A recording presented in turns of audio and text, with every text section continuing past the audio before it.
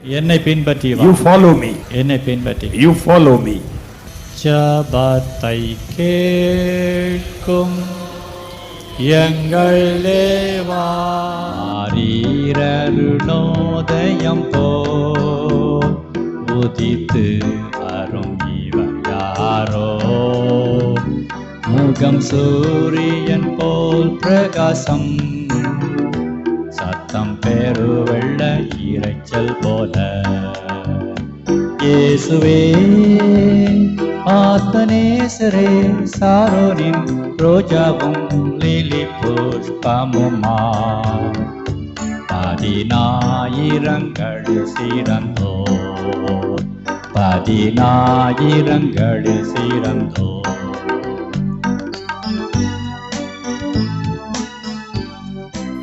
சாலமோனின் உன்னத பாட்டு 1ஆம் அதிகாரம் 14வது வசனத்தை நான் உங்களுக்காய் வாசிக்கின்றேன். என் நேசர் எனக்கு என்கேதி ஊர் திராட்சை தோட்டங்களில் முளைக்கும் மருதொன்றி பூங்கொத்து.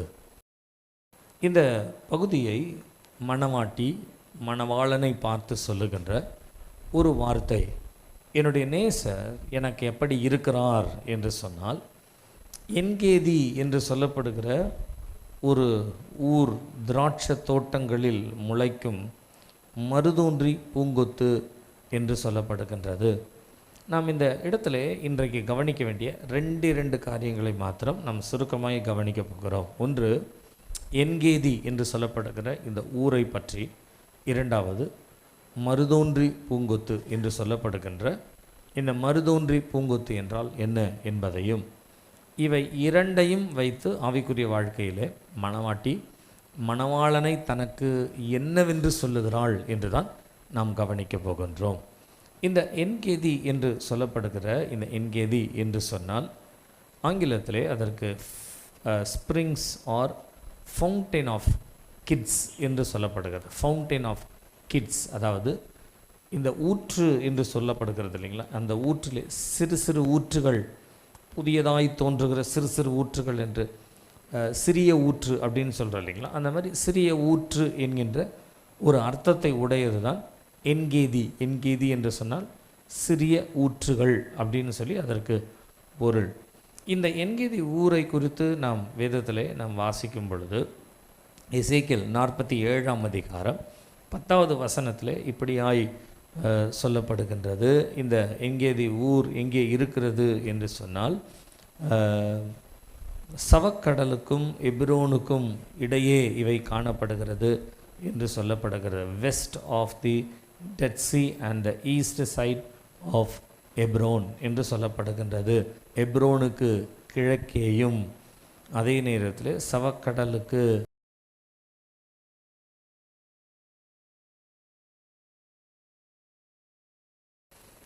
இதற்கிடையிலே இருக்கிறது என்று சொல்லப்படுகின்றது. கர்த்தருடைய நாமம் மகிமைப்படுவதாக.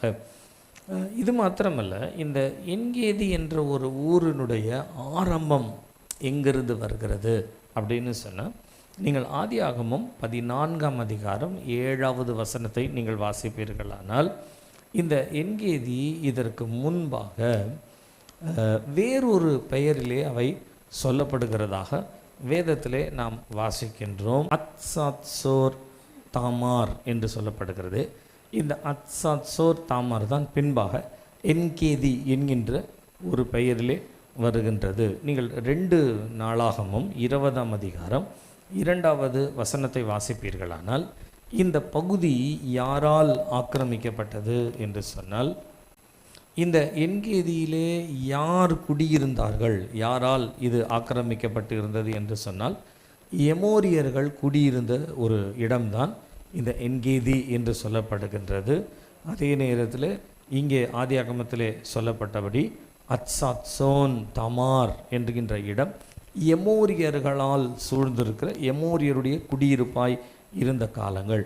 இதற்கு பின்பாக ஆண்டவர் இஸ்ரவேல் ஜனங்களை எகிப்திலிருந்து அவர் கானான் தேசத்திற்கு கொண்டு வரும் பொழுது இந்த எமோரியர், ஏத்தியர், எமோரியர் என்று சொல்லி 7 விதமான ஜாதிகளை துரத்தி அந்த தேசத்தை நான் உங்களுக்கு தருவேன் என்று சொன்னார். அப்படி என்றால் இந்த எமோரியர் குடியிருந்த இந்த பகுதியானது யூதாவிற்கு கொடுக்கப்பட்டது. அதாவது ஒவ்வொருவருக்கும் ஒவ்வொரு பகுதியாய் சீட்டு போட்டு அவர்களுக்கு பிரிக்கப்பட்ட பொழுது இந்த என்கேதி ஊர் யாரை சார்ந்து வருகிறது என்று சொன்னால் யூதா கோத்திரத்திற்காக 12 கோத்திரங்களிலே அது யூதா கோத்திரத்திற்காக தனித்து பிரித்து கொடுக்கப்படுகிறதாய் இருக்கிறது என்பதை யோசுவாவின் புத்தகம் 15ஆம் அதிகாரம் 62, 63 வசனங்களிலே நாம் வாசிக்கின்றோம்.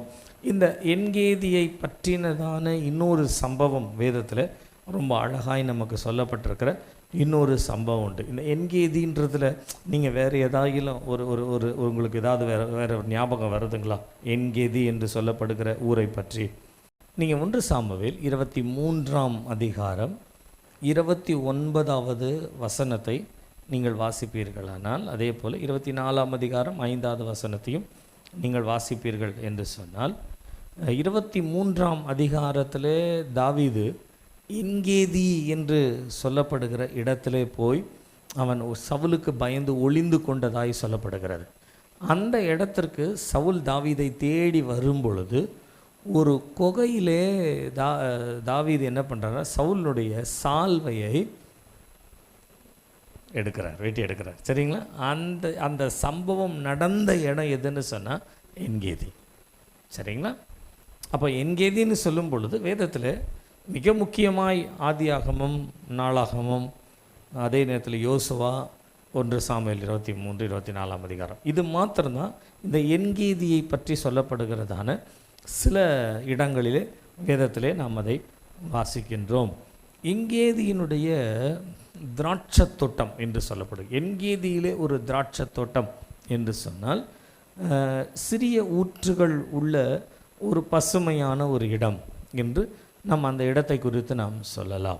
சரிங்களா? என்கேதின்னு சொன்னால் இதுதான் வேதத்திலே நமக்கு சொல்லப்படுகிற இடங்கள். இதே மருதோன்றி பூங்கொத்து என்று வருகிறது. இந்த என்கேதின்ற ஊரில் அந்த சிறிய ஒரு நல்ல ஒரு திராட்சை தோட்டத்தின் பசுமையான ஒரு இடத்துல இந்த மருதோன்றி பூங்கொத்து என்று ஒன்று வருகிறதாம். மருதோன்றி பூங்கொத்து அப்படின்னு சொல்லும் பொழுது இங்கிலீஷில் அதற்கு கிளஸ்டர் ஆஃப் ஹேனா ப்ளூம்ஸ் என்று வருகிறது. ஹெனா HENNA ஹெனா என்ற ஒரு வார்த்தை. ஹென்னா அப்படின்றது தான் சரியாக வரும். ஹென்னா அப்படின்ற ஒரு வார்த்தை ஹென்னா ப்ளூம்ஸ் என்று சொல்லப்படுகிறது. மருதோன்றி பூங்கொத்துன்னு இங்கிலீஷில் அதற்கு ஹென்னா ப்ளூம்ஸ் ஒரு கொத்தாய் இருக்கிற ஒரு கொத்து என்ற ஒரு வார்த்தை வருகிறதுனால மொத்தமாக சேர்த்த மாதிரி இருக்கிற இது முக்கியமாக உங்களுக்கு எந்த பகுதியை சார்ந்து எந்த இடத்தை சார்ந்து வருகிறது என்று சொன்னால் இந்த என்கேதின்ற பகுதியில் அதிகமாய் வருமா இந்த பூங்கொத்து என்று சொல்லி. சரிங்களா? நான் இது ரொம்ப அடி பெருசாக விவரிச்செல்லாம் சொல்ல வேண்டாம். நம்ம ஊரில் இருக்கிற மருதாணி செடி தான் மருதாணி பூங்கொத்து. சரிங்களா? தப்புன்னு முடிச்சிடும், அவ்வளோதான். நம்ம ரொம்ப அதுக்கு பெரிய இதெல்லாம் கொடுக்க வேண்டாம். நம்ம ஊரில் இந்த மருதாணி செடின்னு சொல்கிறோம் இல்லைங்களா? அதை தான் வேதத்தில் மருதோன்றி பூங்கொத்து என்ற ஒரு வார்த்தை, மருதோன்றின்ற வார்த்தை உபயோகப்படுத்திருக்கிறது. இந்த மருதோன்றி பூங்கொத்து அப்படின்னு சொல்லும் பொழுது மணவாட்டி சொல்கிறா என்கேதி அப்படின்ற ஒரு ஊரில் ஒரு திராட்சை தோட்டத்தில் பசுமையான திராட்சை தோட்டத்தில் முளைத்து வருகிற ஒரு மருதோன்றி பூங்கொத்தை போல என்னுடைய நேசர் எனக்கு எப்படி இருக்கிறாரு அப்படின்னு சொன்னால் இந்த மருதோன்றி பூங்கொத்தை போல என் நேசர் எனக்கு இருக்கிறார் என்று சொல்லி இந்த மணவாட்டி சொல்லுகிறாள். கர்த்தருடைய நாமம் மகிமைப்படுவதாக. கவனிங்க, இந்த மருதோன்றி அப்படின்னு சொல்லப்படுகிற இந்த மருதாணி என்று சொல்லப்படுகிற தமிழில் இங்கிலீஷில் ஹெனா என்று சொல்லப்படுகிற இந்த செடி என்று சொன்னால் இதனுடைய முக்கியமாக 2 பகுதியை நாம் இந்த செடியை குறித்து நாம் வாசிக்கலாம், அல்லது பொதுவான ஒரு அபிப்பிராயமாய் அல்லது பொதுவாய் சொல்லப்படுகிறதாய் நாம் எடுத்துக்கொள்ளலாம். ஒன்று, இந்த மருதோன்றி பூங்கொத்து என்பது அலங்காரத்திற்காய் உபயோகப்படுத்தப்படுகிறது. இரண்டாவதாக இது ஆறுதல் அல்ல ஆற்றுதலுக்காக உபயோகப்படுத்தப்படுகின்றது. மருதாணி பொதுவாக 2 காரியத்துக்கு நம்ம யூஸ் பண்ணுவோம். ஒன்று, அழகுக்கு யூஸ் பண்ணுவாங்க. சரிங்களா? அழகுக்குன்னா எதுக்கு அழகுக்கு யூஸ் பண்ணுவோம் சொல்லுங்கள்? கையில் கலராக போட்டுட்டு சர்ச்சுக்கு நம்ம உட்காந்துருப்போம். திருவிருந்துக்கு ஆயத்தமாகிறவர்கள் எல்லாரும் முழங்கால் படிக்கிட்டு நம்ம ஸ்தோத்திரம் பண்ணும் பொழுது திருவிருந்து உங்களுடைய அருகே வரும் அப்படின்னு சொல்லும்போது இந்த மருதோன்றி பூங்கொத்து அப்படி வந்து கை நீட்டும். அதில் வைக்கணும்னு போனால் என்ன இது ஒரு மாதிரி கலராக இருக்குது அப்படின்ற மாதிரி இருக்கும் அதில். ஏன்னா அந்த அளவுக்கு நம்ம பரிசுத்தப்படுத்தி அதை கையில் வாங்கும்பொழுது அப்படி பரிசுத்தமாக வாங்குகிற மாதிரி இருக்கும். உங்களுக்கெல்லாம் வந்து எவ்வளோ பரவாயில்ல எக்ஸம்ஷனு. சென்னையிலலாம் தலைமை சபையெல்லாம் வந்து கையில் லைட்டாக அப்படி ஒரு இந்த நடுவில் அப்படி வைப்பாங்க தெரியுங்களா, அதை வச்சு இப்படி நீட்னா அப்படின்ட்டு போயிடும். அந்த கையை தட்டி விட்டுட்டு போவோம்.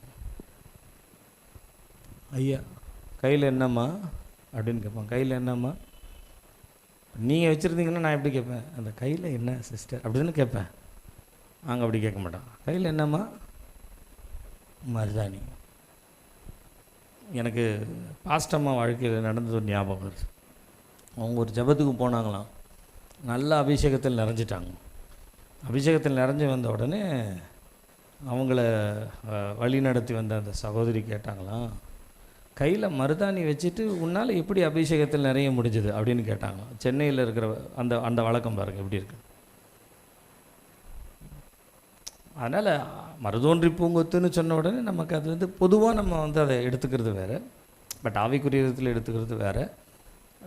அது மருத்துவ குணம் உள்ளது, நம்ம அதுக்கு அடுத்தது வருவோம். பட் இது இந்த மருதோன்றி என்பது தங்களை சிறப்பித்து கொள்ளுவதற்காய், அலங்கரித்து கொள்ளுவதற்காய், இன்னும் நம்ம வாழ்க்கையை எப்படி சிறப்பித்து கொள்ள வேண்டும் என்பதற்காக தான் இந்த மருதோன்றி என்ற இந்த மருதாணியை உபயோகப்படுத்துகிறார்கள். அப்போது ஒரு சாதாரணமாக இதை வந்து நீங்கள் எடுத்திங்கன்னா ஆண்கள் யூஸ் பண்ண மாட்டாங்க, அந்த அளவுக்கு ஆண்கள் யூஸ் பண்ண மாட்டாங்க, பெண்கள் தான் யூஸ் பண்ணுவாங்க. ஏன் அப்படின்னு சொன்னால் தங்களுடைய அழகை இன்னும் அழகுபடுத்தி கொள்வதற்காக அதை உபயோகப்படும். அப்போ அலங்காரம், அழகு, தங்களை இன்னும் சிறப்பித்து கொள்ளுதல், அதற்காக ஒரு சிறப்பித்தல் என்பதற்காக. நீங்கள் நெகட்டிவாக இப்போ யோசிக்க வேண்டாம், பாசிட்டிவாகவே நம்ம போவோம். சிறப்பிப்பதற்காக உபயோகப்படுத்தப்படுகின்ற ஒரு பொருள். அதே நேரத்தில் இந்த மருதோன்றி என்று சொல்லப்படுவது ஆற்றுதலுக்காக, மருத்துவத்திற்காக உபயோகப்படுத்தப்படுகிறது. நமக்கு நல்லாவே தெரியும், இந்த தீக்காயங்கள்லாம் வரும் பொழுது அதற்கு இந்த செடி யூஸ் பண்ணுவாங்க. உடம்பு ரொம்ப ஹீட் சோர்ஸ் அதிகமாகும்போது உடம்பை கூல் பண்ணுறதுக்காக இதை யூஸ் பண்ணுவாங்க. இது இல்லாமல் உங்களுக்கு நிறைய மெடிக்கல் காரியங்களில் இன்ஃபெக்ஷன் மற்ற இந்த காரியங்களுக்கெல்லாம் இந்த மருதாணி நிறைய யூஸ் பண்ணுவாங்க. ஸோ சரீரத்திற்கு இது மருத்துவத்தை சார்ந்து வருகிறது. அதாவது ஆங்கிலத்தில் it is used for atonement and also it is used for atonement. அடோன்மெண்ட்டுக்கும் யூஸ் பண்ணுவாங்க, அட்டோன்மெண்ட்டுக்கும் யூஸ் பண்ணுவாங்க. அடோர்மெண்ட் அப்படின்னு சொன்னால் அலங்கரித்து கொள்வது, அட்டோன்மெண்ட் என்று சொன்னால் ஆற்றிக்கொள்வது, காயங்களை ஆற்றிக்கொள்ளுதலுக்கு, இன்ஃபெக்ஷன் ஆகிற அதற்கு அப்போது இரண்டு விதத்திலும் இது உபயோகப்படுத்தப்படுகின்ற ஒரு பொதுவான ஒரு பொருள். இப்போ கவனிங்க, ஆவிக்குரிய இதுக்கு நம்ம போவோமே. மணவாட்டி மணவாளனை குறித்து சொல்லும் பொழுது இந்த மணவாளன் எப்படிப்பட்டவர், எனக்கு தனிப்பட்ட விதத்தில் எப்படிப்பட்டவர் என்று சொன்னால், ஏதோ காய்ந்து போய் உலர்ந்து போய் கீழே விழுந்து கிடக்கின்ற அப்படின்றதல்ல. ஒரு நல்ல திராட்சை தோட்டத்திலே ஃப்ரெஷ்ஷாக வளருகின்ற ஒரு நல்ல ஒரு ஃப்ரெஷ்ஷாக பார்க்குறதுக்கு நல்ல பசுமையாக இருக்கின்ற ஒரு மருதோன்றி பூங்கொத்து போல என் நேசர் எனக்கு இருக்கிறார். அப்படி என்று சொன்னால் என்னுடைய காயங்களை ஆற்றுகிற ஒரு ஆறுதலாக இருக்கிறார். என்னுடைய வாழ்க்கையிலே எனக்கு அவர் ஒரு அலங்காரமாக இருக்கிறார், என்னுடைய அலங்கரிப்பாய் இருக்கிறார், என்னை ஆற்றுகிறவராய் அவர் இருக்கிறார். கர்த்தருடைய நாமம் மகிமைப்படுவதாக. ஒரு மணவாட்டிக்கு மணவாளன் எப்படிப்பட்டவர் என்பதை நாம் நன்றாய் புரிந்து கொள்ள வேண்டும், அல்லது ஒரு மணவாட்டியினுடைய சபையினுடைய சரியான நிலைப்பாடு என்ன என்பதை நாம் விளங்கி கொள்ள வேண்டும். இந்த உலகத்திலே இருக்கிறவர்களுக்கு அலங்கரித்து கொள்வதற்கு அலங்காரங்கள் நிறைய இருக்கிறது. இந்த உலகத்திலே இருக்கிறவர்களுக்கு தங்கள் காயங்களை, தங்கள் சரீரத்திலே காணப்படுகிறதான குறைவுகளை அதை சரிப்படுத்தி கொள்வதற்கு உலகத்திலே நிறைய காரியங்கள் இருக்கிறது. ஆண்டவரே சொல்லியிருக்கிறாரு, பிணையாளிக்கு வைத்தியன் தேவை என்று சொல்லியிருக்கிறார். அப்போது ஒரு பிணைக்கப்பட்ட ஒரு வியாதி வரும் பொழுது, கஷ்டம் வரும் பொழுது, நம்ம நிறைய டாக்டர்ஸை போய் சந்திக்கிறோம், நிறைய டாக்டர்ஸ் இடத்துல ஆலோசனை கேட்கிறோம், அதற்குண்டான மருத்துவங்கள் எடுக்கிறோம். இதெல்லாம் உலகத்தில் பொதுவாய் சொல்லப்படுகின்ற பொதுவான காரியங்கள். ஆவிக்குரிய வாழ்க்கைக்கு நம்ம வருவோமே, ஆவிக்குரிய வாழ்க்கைக்கு நம்முடைய அலங்காரம் யார் என்று சொன்னால் இயேசு தான் நம்முடைய அலங்காரம். இயேசுவுக்காய் அல்லது மணவாளனுக்காய் அலங்கரிக்கப்பட்ட மணவாட்டின் பைபிளில் இருக்குது. சரிங்களா? வெளிப்படுத்தின விசேஷத்தில் அப்படி தான் இருக்குது, மணவாளனுக்காக அலங்கரிக்கப்பட்ட மணவாட்டி. ஆனால் உன்னத பாட்டு எதை நமக்கு சொல்லுகிறது என்று சொன்னால், மணவாளனுக்காக அலங்கரிக்கப்பட்ட மணவாட்டி இல்லை, மணவாளனையே அலங்காரமாய் கொண்டிருக்கிற மணவாட்டி. அதனால தான் இதுக்கு உன்னத பாட்டு என்ற ஒரு பெயர். மற்றவர்கள் மணவாளனுக்காக தங்களை அலங்கரித்துக் கொள்வது என்பதும் வேதத்தில் சொல்லப்படுகிறது. ஆனால் ஒரு உன்னத அனுபவம் என்ன அப்படின்னு சொன்னால், என் மணவாளனுக்கு நான் தான் அலங்காரம், எனக்கு என் மணவாளன் தான் அலங்காரம். கடந்த நாளில் 7ஆம் தேதி என்னுடைய பர்த்டே, பிறந்த நாள். அப்போ இது வருஷம் ஏதாகிலும் கிஃப்ட்டு அது இதுன்னு பிள்ளைங்க கொடுப்பாங்க. அது குடும்பத்துக்குள்ளே நடக்கும் இல்லைங்களா? அந்தமாதிரி குடும்பத்துக்குள்ளே இருக்கும். ஒரு வருஷம் நான் எங்கள் இஸ்ரேல்கிட்ட அப்பாவுக்கு என்னடா கிஃப்ட் வச்சுருக்கிற அப்படின்னு கேட்ட உடனே அவன் என்ன சொன்னான்னா, நானே உங்களுக்கு கிஃப்ட் அப்படின்னா.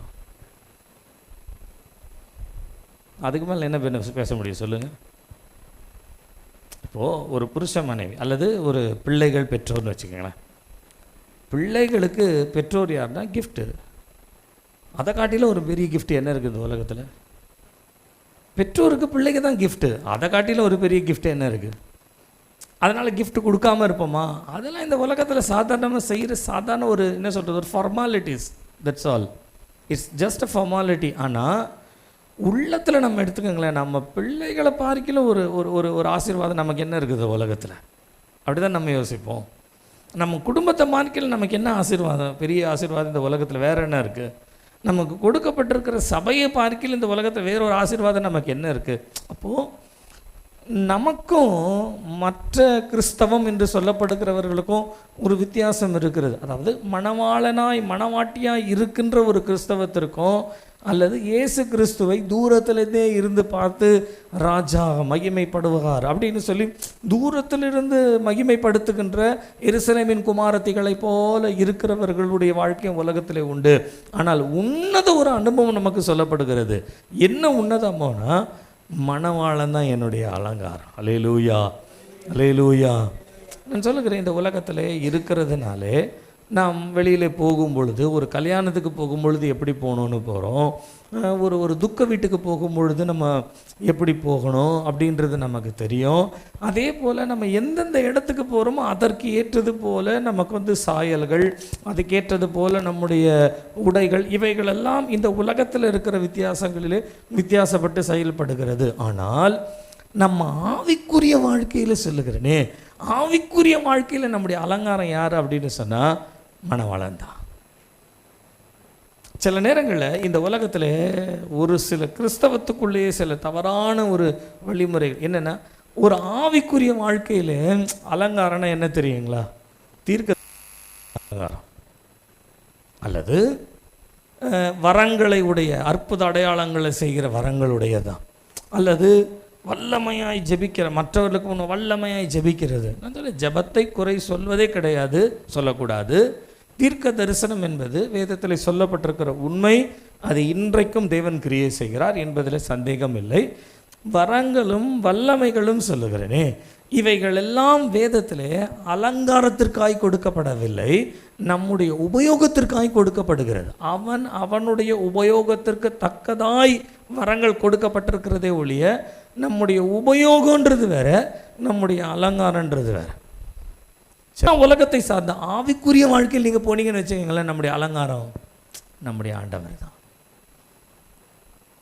தீர்க்க தரிசன வரங்கள் நாம் இருக்கிறதினாலே நாம் சிறந்தவர்கள் என்று சொல்ல முடியாது. நம்முடைய நேசர் நம்மோடு இருக்கிறதுனால தான் நாம் சிறந்தவர்கள். ஒருவேளை அற்புத அடையாளங்களை செய்கிறதினாலே உலகத்திலே மற்றவர்கள் பார்க்கும் பொழுது கிறிஸ்தவத்திற்குள்ளே ஓ அவங்களா அவங்க பெரிய ஆளாச்சே அப்படின்னு சொல்கிற மாதிரி ஏதோ ஒரு காரணத்தை வைத்து இந்த உலகத்தில் சொல்லலாம். ஆனால் ஒரு நல்ல மணவாட்டிக்கு அலங்காரம் யார் என்று சொன்னால் நேசர் தான் அலங்காரம். அல்லேலூயா, அல்லேலூயா, அல்லேலூயா. ஆண்டவர் உங்கள் முன்னால் நின்று உங்ககிட்ட கேட்குறார். இப்படி வைத்துக்கொள்ளும், நமக்கு முன்னால் கேட்குறார். நம்ம ரொம்ப கஷ்டத்தின் மத்தியில் இருக்கோம், ரொம்ப பாடுகள்லாம் சுமந்து சென்று ரொம்ப கஷ்டத்தின் மத்தியில் போகிறோம். ஒரு நாள் ராத்திரி ஆண்டவர் நமக்கு தோன்றி நம்ம இடத்துல கேட்குறார், மகனே உனக்கு என்ன வேணும் சொல்லு, நீ ரொம்ப கஷ்டப்படுற மாதிரி இருக்குது, உனக்கு என்ன வேணும் சொல்லு. ஆண்டவர் கூட சீஷர்கிட்ட கேட்டாங்க, நீங்கள் என்னோட ரொம்ப கஷ்டப்பட்டு என்னோடு இருக்கிறீங்க, உங்கள் சந்தோஷம் மிகுதியாகும்படி உங்களுக்கு என்ன வேணும் நீங்கள் கேளுங்க, நான் உங்களுக்கு தருகிறேன் அப்படின்னு ஆண்டவர் சொன்னார். அந்த மாதிரி மகனே மகளே அப்படின்னு ஆண்டவர் நின்று நம்மளை பார்த்து உனக்கு என்ன வேணும் அப்படின்னு கேட்குறாரு. நீங்கள் என்ன சொல்லுவீங்க? சொல்லிட்டாங்களா? நீங்கள் போதும்னு சொன்னால் போதும். ஏன் அப்படின்னா அவரிடத்திலிருந்து எவ்வளவு வாங்கினாலும் நமக்கு பத்தாது, அவரையே வாங்கிக்குவோம், எல்லாமே நிறைவாயிரும். புரியுதுங்களா நான் சொல்கிறது? அவர் போதும், அதான் கிறிஸ்தவ ஜீவியத்தினுடைய மையம். இயேசு போதும், நீர் இருந்தால் போதும், நீர் வந்தால் போதும். ஏன் அப்படின்னா என்னுடைய வாழ்க்கையில் எந்த குறைவுகள் இருந்தாலும் அந்த குறைவுகள் எல்லாவற்றையும் சரிப்படுத்தி அதெல்லாம் அலங்காரப்படுத்தணும் அப்படின்னா இயேசு ஒருத்தர் இருந்தால் போதும், ஆட்டோமேட்டிக்காக எல்லாமே சரியாயிடும்.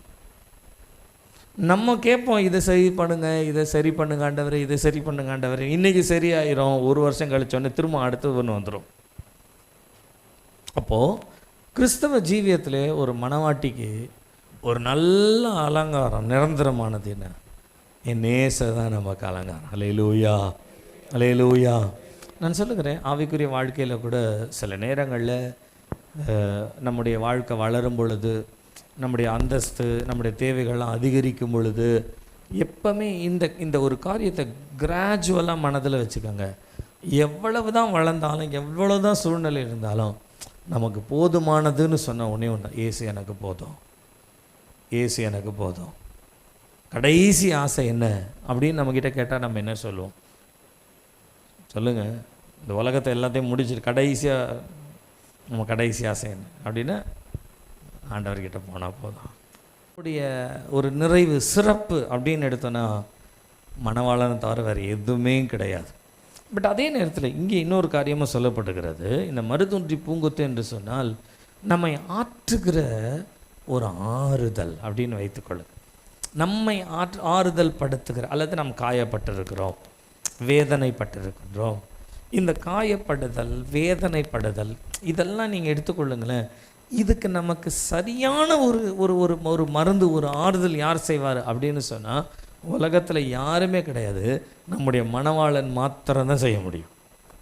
நான் ஆவிக்குரிய வாழ்க்கையில் நான் உங்களுக்கு சொல்கிறேனே, ஒரு மணவாட்டியை ஆற்றுகிற ஒரு வேலை. நான் சொல்லுது சாதாரணமாக ஆறுதல் படுத்துறதுன்னு மாத்திரம் சொல்லலை, ஆறுதல் ஆற்றுகிற, இருதயத்திற்குள்ளே ஏற்பட்டிருக்கிற காயங்கள், நம்முடைய ஆத்மாவில் ஏற்பட்டிருக்கின்ற நோவு காயங்கள், இந்த ஆத்துமீகத்திற்குரிய ஒரு காரியத்தை ஆற்றி தேற்றுவதற்கு நான் சொல்லுகிறேன், இந்த உலகத்தில் எந்த ஒரு காரியத்தை நம்ம எடுத்தாலும் அது இட்ஸ் அ டெம்பரரியில் நமக்கு அந்த நேரத்துக்கு ஒரு சரி அப்படின்ட்டு சமாதானப்படுத்தி கொள்ளலாமே ஒழிய அதிலிருந்து நமக்கு ஒரு ஆறுதல் கிடைக்காது. ஒரு முறை உங்களுக்கு சொல்லியிருக்கேன் நான், சாம்சுந்தர ஐயாவுடைய மனைவி பாஸ்டம்மா அவங்க டெத்து ஒரு டைமில் நாங்கள் போயிருந்தோம். அவங்களோட டெத்து கேள்விப்பட்ட உடனே இங்கே நாங்கள் போயிருந்தோம். அப்போது உங்களுக்கு அந்த ஃபியூனரல் சர்வீஸ் நடக்கும். அந்த ஃபியூனரல் சர்வீஸில் ஒவ்வொருத்தராக ஒவ்வொரு காரியங்களை சொல்லி பாஸ்டருக்கு சில ஆறுதல்கள் அப்படின்ற மாதிரி அவங்க சொல்லிக்கிட்டே இருந்தாங்க. அப்போது அங்கேருந்து ஒரு பிரபலமான ஒரு சுவிசேஷகர், அவர் இப்போ உயிரோடு இல்லை, மறிச்சிட்டார் கடந்த நாட்களில். அந்த சுவிசேஷகர் பாஸ்டர் ரூமில் சந்திச்சாராம். வந்த உடனே பாஸ்டர் நான் ரூமில் பார்த்தேன். அவர் சொன்னார், பாஸ்டர் நான் ரூமில் பார்த்தேன். அப்படி பார்க்கும் பொழுது பாஸ்டர் என்கிட்ட நான் ஆறுதல் படுத்தும்படியாக பேசும்பொழுது பாஸ்டர் என்கிட்ட ஒரு காரியம் சொன்னார். எனக்காக எப்பவுமே ஜெபம் பண்ணிகிட்ருக்கிற ஒரு ஆத்மா யாருன்னு சொன்னால் என் மனைவி தான். விசுவாசிகளெல்லாம் ஜெபம் பண்ணுறாங்க, அவன் வேலைக்கு போகிறாங்க வராங்க, அவங்களுடைய பல கஷ்டங்கள் இருக்குது. அதை சுமக்கிறதுக்கு தான் நம்ம இருக்கிறோம், அவங்களுக்காக ஜெபிக்கிறதுக்கு தான் நம்ம இருக்கோம். நம்ம அவங்களுக்காக ஜெபிக்கிறோம், அவங்களுக்காக ஓடுறோம். ஆனால் எனக்காக தனிப்பட்ட விதத்தில் வந்து ஜெபிக்கிறது யார் அப்படின்னு சொன்னால் பாஸ்டம்மா தான் ஜெபம் பண்ணிக்கிட்டே இருப்பாங்க அப்படின்ட்டு ஒரு இன்சிடெண்ட் பாஸ்டம் சொன்னாங்க. என்ன இன்சிடெண்ட்னா, ஒரு 31st நைட்டு பாஸ்டம்மாவுக்கு வந்து அந்த நாட்களில் வந்து ரொம்ப உடம்பு சரியில்லாமல் இருந்த காலங்கள். அவங்களுக்கு வந்து ஆக்சுவலாக மருந்து கொடுத்து தான் அவங்கள தூங்க வைப்பாங்களாம். அந்த மாதிரி தூக்கமே இல்லாமல் இருக்குன்றதுனால ஊசி போட்டு தான், டோசேஜ் கொடுத்து தான் அவங்கள தூங்க வைப்பாங்க. அந்த மாதிரி ஒரு கொஞ்சம் கஷ்டமான காலங்கள் அவங்க இருந்த அந்த டைமில் பாஸ்டர் வந்து 31ஆம் தேதி இரவு ஆராதனை நடத்துறதுக்காக அவர் வீட்டிலேருந்து கிளம்பிட்டு பாஸ்டம்மாவை பார்த்து 2 பேருமா ஜெபம் பண்ணிட்டு தான் பாஸ்டர் கிளம்பி வருவார். பாஸ்டம்மா நல்லா இருக்கும்போது 2 பேருமே வருவாங்க. சர்ச்சில் 1ஆம் தேதி ஃபுல்லாக அங்கே தான் இருப்பாங்க. அப்போ நான் சர்ச்சில் இருந்திருக்கிறேன் அந்த டைமில். ஆனால் அவங்களுக்கு அதை படிக்கட்டு ஏற முடியாது, இறங்க முடியாதுன்ற மாதிரி அவங்களுக்கு உடம்பு கொஞ்சம் பாதிக்கப்பட்டதுனால, அவங்க வீட்டில் இருந்ததுனால பாஸ்டர் ஜெபம் பண்ணிவிட்டு அவர் சொன்னார், லீலா எனக்காக நீ ஜெபம் பண்ணிக்கோ அப்படின்னு சொல்லிட்டு போயிட்டாராம். அவரும் வந்துட்டார். நைட் ப்ரேயர் எல்லாம் நல்லா முடிஞ்சுட்டு காலையில் கிளம்பி வீட்டுக்கு போனோடனே முதல் பாஸ்டம்மாவை போய் பார்க்க போனால் ஒரே கம்ப்ளைண்ட். என்ன கம்ப்ளைண்ட்னா, பாஸ்டம்மா நைட்டெல்லாம் தூங்கவே இல்லை. அவங்களுக்கு யூஸ்வலாக கொடுக்குற டோசேஜை பார்க்கிலும் 2 மடங்கு அதிகமாக கொடுத்துட்டோம் நாங்கள், இதுக்கு மேலே கொடுக்கவும் கூடாது, ஆனால் அவங்க தூங்கவே இல்லை அப்படின்னு. இவருக்கு என்னன்னு தெரியல. ஏன்னா உடம்பு சரியில்லாதவங்க சில நேரத்தில் கொஞ்சம் ஒரு மாதிரி அன்யூஷுவல் ஸ்டேஜில் இருக்காங்கன்னு சொன்னால் ஒரு பயம் வந்துடும் இல்லைங்களா. அந்த மாதிரி பாஸ்டர் என்ன பண்ணியிருக்காரு, போய் பார்த்துருக்காரு. போய் பார்த்துட்டு அவர் சாதாரணமாக பேசுகிற மாதிரியே பேசியிருக்காரு. இன்றைக்கி 6வது நாள் நல்லா நடந்தது, ரொம்ப அருமையாக இருந்தது, ஆண்டவர் நல்லா கிரியை செய்தார், எல்லாம் அப்படி பேசிக்கிட்டே வந்திருக்கிறார். நைட்டெல்லாம் தூங்கலையாமே, என்ன விஷயம் அப்படின்னு கேட்டாராம். அப்போ பாஸ்டம்மா சொன்னாங்களாம், நீங்கள் போய் எல்லாருக்காகவும் நின்று ஜெபம் பண்ணுவீங்க, உங்களுக்காக ஜெபம் பண்ணுறதுக்கு யாருமே இல்லைன்றதுக்காக ராத்திரியெல்லாம் நான் ஜெபம் பண்ணுன்றதுக்காக நான் ஜெபம் பண்ணிகிட்டு இருந்தேன். நான்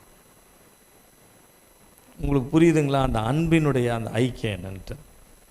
இதை வந்து பாஸ்டர் சபையிலையும் சொன்னார், அவர்கிட்டையும் சொல்லியிருக்கிறதுனால அப்போ அந்த அந்த சுவிசேஷகர் சொன்னாராம் பாஸ்டரை பார்த்து, பாஸ்டர் உங்களுக்காக ஒருவேளை அம்மா வந்து இத்தனை நாட்களாக உங்களுக்கு ஜெபம் பண்ண ரொம்ப சந்தோஷம் தான், ஆனால் இனிமேல் உங்களுக்காக நாங்கள் இருக்கிறோம், அதுக்காக நாங்கள் பிரயாசப்பட்டு இனிமேல் நாங்கள் அதுக்காக டைம் எடுத்து நாங்கள் ஜெபம் பண்ணுவோம் அப்படின்னு சொல்லி அவர் வந்து நான் பாஸ்டா ஆறுதல் படுத்தினேன் அப்படின்னு சொல்லிட்டு சபையில் எல்லாரும் உட்காந்துருக்காங்களே ஃபியூனரில் அவங்ககிட்ட சொன்னார், இனிமேல் பாஸ்டருக்காக இனிமேல் நாங்கள் அதிகமாக ஜெபம் பண்ணுறவங்களாம் கரங்களை உயர்த்தி வர அல்லையிலேயே சொல்லுங்கண்ணா, எல்லாரும் அல்லையிலேயான்னு சொல்லி அவர் ஆறுதல் படுத்துகிற மாதிரி எல்லாம் பேசு. அதுக்கப்புறமா ஒரு பாஸ்டர், நம்ம ஏசிஐ பாஸ்டர் எழுந்து பேசும்போது அவர் சொன்னார், எல்லா காரியங்களிலும் எல்லா சூழ்நிலையும் வந்து நம்ம வந்து பாஸ்டம்மா வந்து ஜெபம் பண்ணாங்க, நாங்களாம் ஜெபம் பண்ணோம் இருக்கிறோம், நாங்களாம் அப்படி நம்ம எல்லாருமே பாஸ்டருக்கு நம்ம வந்து ஒரு தைரியத்தை சொல்லலாம். ஆனால் ஒரு தனிப்பட்ட விதத்தில் பாஸ்டர் ஐயாவுக்காக ஜெபிக்கிற அந்த இருதயத்தோடு ஜெபிக்கிற பாஸ்டம்மா மாதிரி யாராலையும் ஜெபிக்க முடியாது அப்படின்ட்டு. யாராலையும் ஜெபிக்க முடியாது. ஒரு ஒரு ஒரு பிள்ளைக்காக, பெற்றெடுத்த ஒரு பிள்ளைக்காக அந்த தாயினுடைய குடல் துடிக்குது பாருங்க, அந்த மாதிரி அந்த தாய்க்கு தான் துடிக்குமே ஒழிய மற்றவங்களுக்கு துடிக்காது. துடிக்கிற மாதிரி நடிச்சுக்கலாம், பிள்ளைங்க மாதிரி நம்ம பேசிக்கலாம், ஆனால் அவங்களுடைய அந்த தனிப்பட்ட அன்பிற்குள்ள இருக்கு பாருங்க. ஆனால் இந்த இடத்தை யாராலையும் நிரப்ப முடியாதுன்றது உண்மை. ஆனால் வேதம் சொல்லுகிறது, எல்லாவற்றாலும் நிரப்புகிற ஒருவர் இருக்கிறார். அல்லேலூயா, அல்லேலூயா.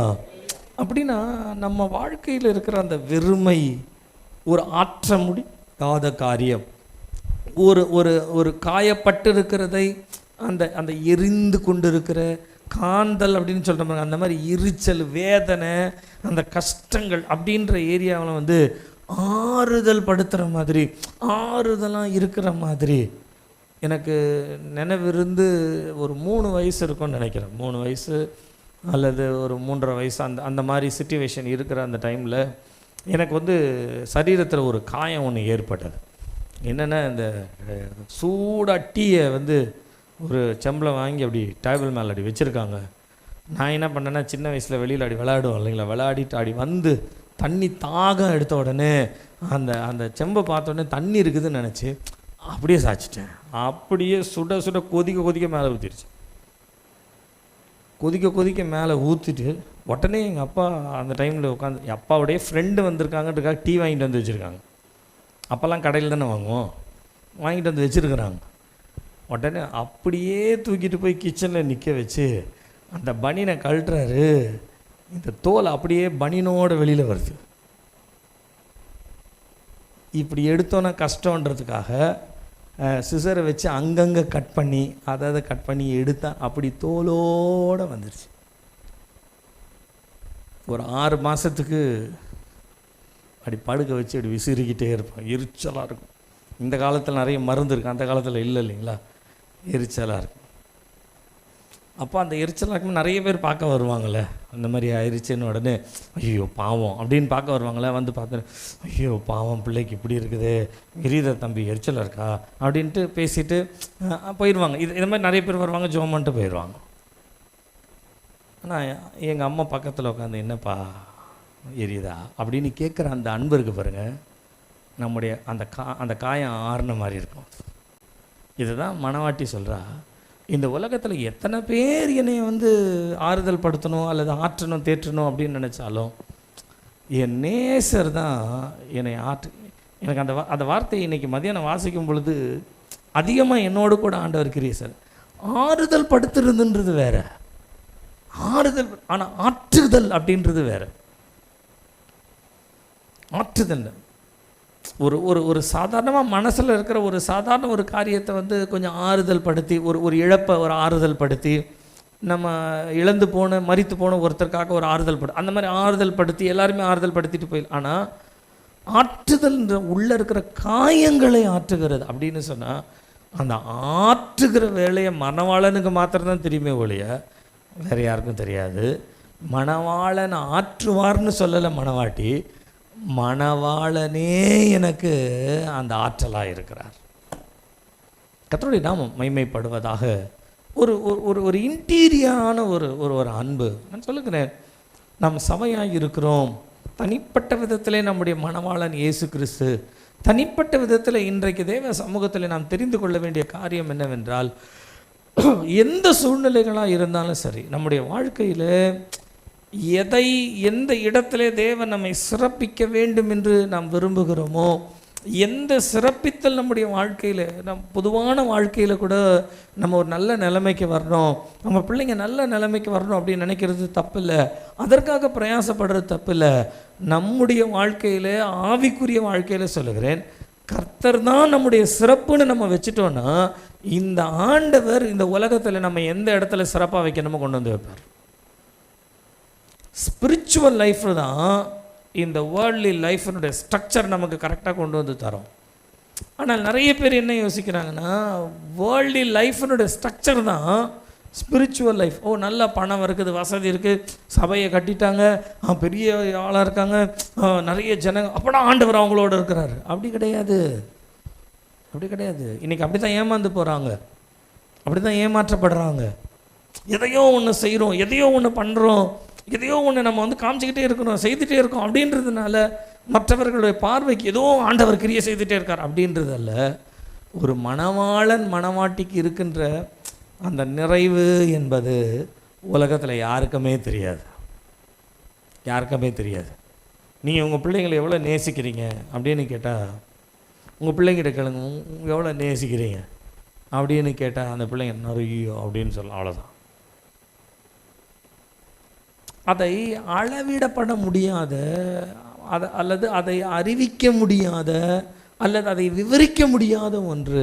ஏனென்று சொன்னால் அவர் நம்முடைய அலங்காரமாக இருக்கிறார், அவர் நம்முடைய ஆற்றுகிறவராய் இருக்கிறார். ஒரு மணவாட்டியினுடைய ஆற்றுதல், ஒரு ஆற்ற முடியாத, இந்த உலகத்தில் ஒருவரும் செய்ய முடியாத ஒரு ஆற்றுதல், ஒருவரும் கொடுக்க முடியாத ஒரு அலங்காரம், சிறப்பு மணவாளன் மாத்திரம்தான் கொடுப்பார்.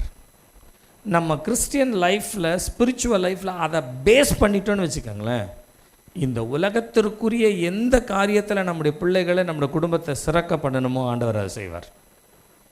இந்த உலகத்தில் எந்த இடத்துல நம்முடைய பிள்ளைகள் கஷ்டப்படுறாங்க அல்லது அவர்கள் தனிமையில் ஒரு இடத்துல கஷ்டத்திற்குள்ளாய் காயத்திற்குள்ளாய் போகிறார்களோ அந்த இடத்துல இதே மணவாளன் ஆட்டி தேற்ற வல்லவராக இருக்கிறார். இன்றைக்கி உலகத்தில் பிள்ளைகளுக்கு ஆறுதல் படுத்துறதுக்கு ஆற்றுவதற்கு வழி இல்லாததுனால தான் நிறைய வாலிப பிள்ளைகள்லாம் இந்த காலங்களில் சூசைட் பண்ணிட்டு சாவறாங்க. ஏன் அப்படின்னு சொன்னால் அந்த அந்த ஆற்றுதல் அவங்களுக்கு கிடைக்கல. யார் என்ன சொன்னாலும் அவங்களால சமாதானப்படுத்திக்க முடியலை. ஆனால் வேதம் சொல்லுகிறது நமக்கு ஒரு மணவாளன் இருக்கிறார், ஆண்டவராகிய இயேசு கிறிஸ்து. அவர் நம்மை அலங்கரிக்கிறவராய் இருக்கிறார், அவர் நம்மை ஆற்றுகிறவராய் இருக்கிறார். அல்லேலூயா, அல்லேலூயா. என்னை பின்பற்றி வா. You follow me. என்னை பின்பற்றி. You follow me. ஜெபத்தை கேட்கும் எங்கள் தேவா.